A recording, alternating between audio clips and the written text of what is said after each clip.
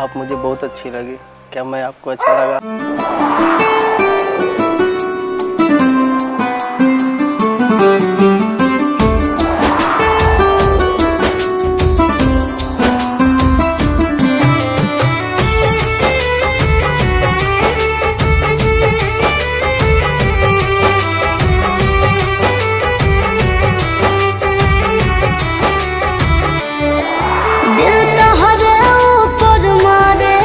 बाकी गाँव समाज से डरेला,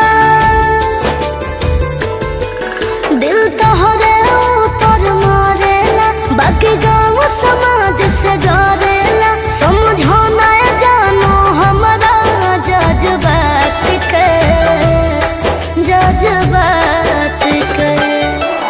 जा जाए सनम गम सहलब यही बात पे, औकात दिखाती हलू तू अपना जात के। जा जाए सनम गम सहलब यही बात पे, औकात दिखाती हलू तू अपना जात के। औकात दिखाती हलू तू अपना जात के।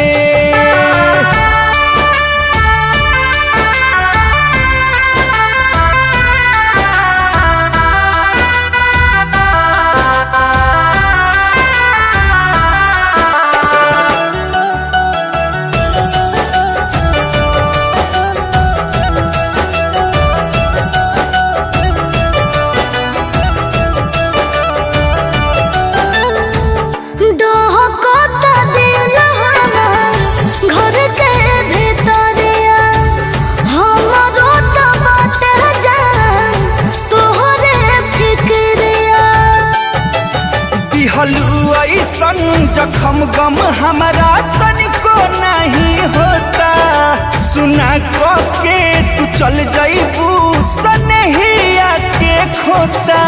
बुझो तू हमार मजबूरी हो, बना लो हमसे दूरी हो। तनी देखल कर हमारा हालात के, ई हालात के। जा जाए सनम गम सहलब यही बात पे, औकात दिखाती हलू तू अपना जात के।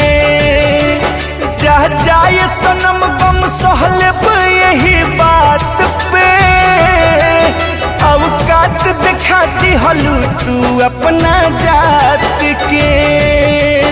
औकात दिखाती हलू तू अपना जात के।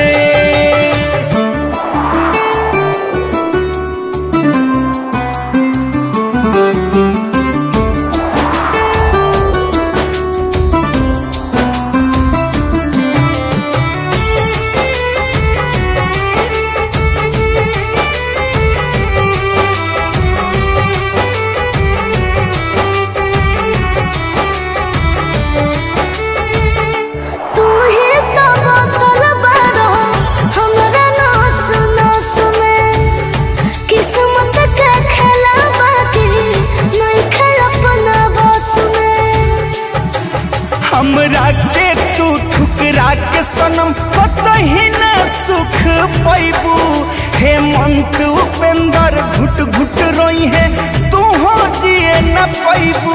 नहीं हो खो तू निराश हो, रुक जाए हमरो सांस हो। अब भूला तू जाए हो पहिला मुलाकात के, मुलाकात के। जा जाए सनम गम सहलब यही बात पे, औकात दिखाती हलू तू अपना जात के।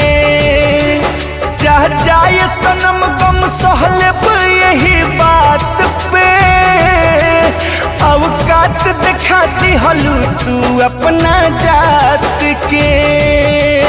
औकात दिखाती हलू तू अपना